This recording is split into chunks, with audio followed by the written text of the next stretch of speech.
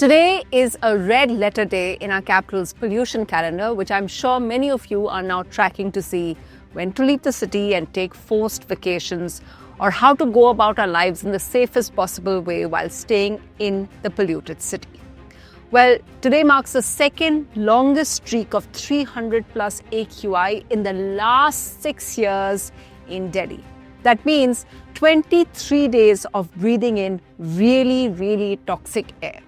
Guess how many spells of such AQI we've had? A mind-boggling 96 spells. And last year, in fact, saw the longest such spell of 300 plus AQI the entire November, entire month.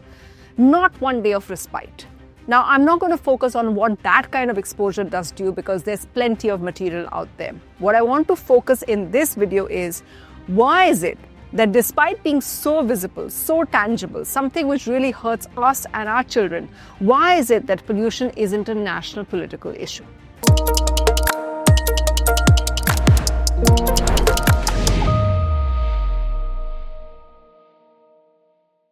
When I first started covering politics, there was one factor that we always looked at during elections. It was issues that affected the daily lives of citizens, what we in North India call Bijli, Sadak, Pani, electricity, roads and water.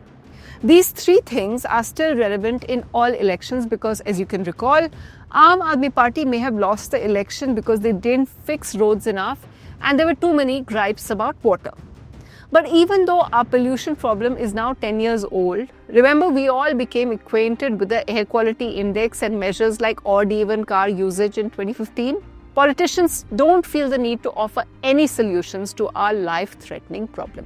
Pollution remains at the periphery of political discourse, like Ganga cleaning or Yamuna cleaning or coastal erosion in the Western Ghats or impact of mining in southern and eastern states.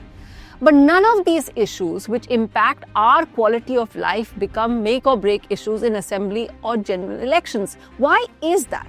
And could that be changing now that the AQI problem has spread beyond Delhi to Mumbai and Kolkata and so many other cities? There are signs and voices from across the political spectrum that are now calling out the emergency. Leader of the opposition Rahul Gandhi, for instance, has urged Prime Minister Narendra Modi to hold a detailed debate to tackle what he called a national emergency. He also released a video speaking to mothers and other concerned citizens where they talk about the dire state of affairs and impact it's having on their children. Now, Gandhi supporters say that he is prescient in that he is the first to pick up on trends or first to really talk about what really matters. But then there are the usual detractors who say that Gandhi only picks up issues that impact him and not the masses. You can decide which argument you agree with, but take a look at this. Across the political divide and a member of the ruling coalition Maharashtra, Shiv Sena's Rajya Sabha MP Milind Deora also struck a similar note. Posting on X, he said, "It is a public health emergency. India needs a nationwide war and a national consensus against air pollution." Deora has written to the municipal corporation, but then again, Deora is a Rajya Sabha MP, which means that he doesn't have to think about voters at all. Neither does BJP's former CM candidate and former Puducherry governor Kiran Bedi, who is now freely posting against the conditions in the national capital region. Posting on Friday, she sounded very critical when she said, "India's air pollution crisis recurs annually because governments lean on quick, temporary fixes like smoke towers and odd-even rules instead of addressing root causes."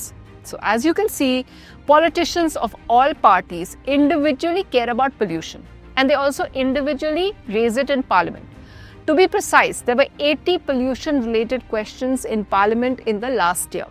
For example, UP MP Lakshmi Nishad asked about the air pollution in the capital, while Haryana MP Kumari Selja asked what kind of coordination existed between the centre and the state on this. Trinamool MP Mahua Moitra also raised the same issue. But Gaurav Gogoi raised the issue of pollution in the Brahmaputra, which flows through his home state of Assam. So if you look through the data of PRS legislative and sites like that, you'll see that individual members are very concerned, and the Environment Standing Committee has also done reports on Delhi's problems. But there are very few debates on the matter. One big debate that took place last was in 2021. when Parliament discussed the passage of the Commission for Air Quality Management. Before that, there was a short discussion in 2019.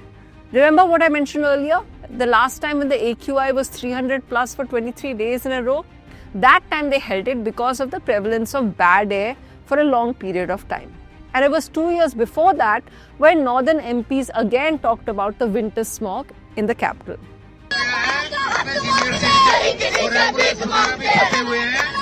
As is obvious, this simply isn't enough. Realizing this, citizens are already clashing with authorities like we saw at India Gate recently, where parents and young students came out demanding action. Now, the Delhi police may claim there were some troublemakers who used pepper spray on them, but saying that doesn't blind us from the fact that people are angry. If there was a time for pollution to gain center stage in Parliament, it is now. But what it needs is some imagination to make it a compelling political narrative across the country. And I'm not sure who will do that just yet.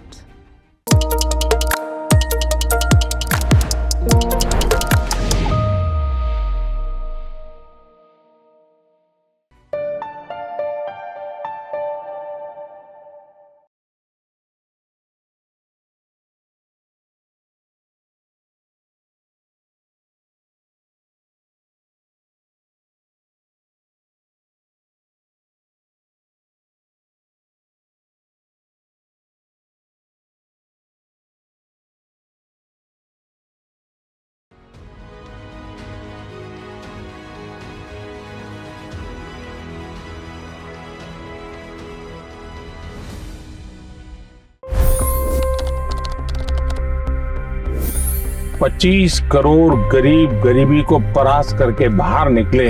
For the good of our nation, let's work together and let's truly make America great again.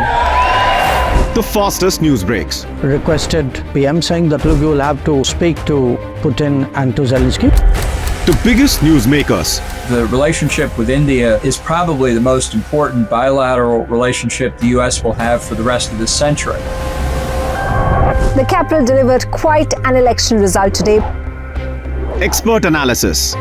The million-dollar question today is how to stop this dance of death. Ground reports. I'm standing at the crossroad of the Kumbh Mela. Behind me are more than 100 entry ghats. Long-form interviews. Exclusionary politics is reflected in Manipur case as well. You don't bother because this is a small state.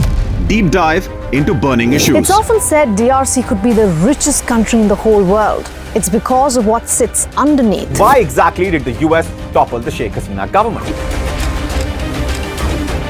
HT videos. We don't just break news, we break it down.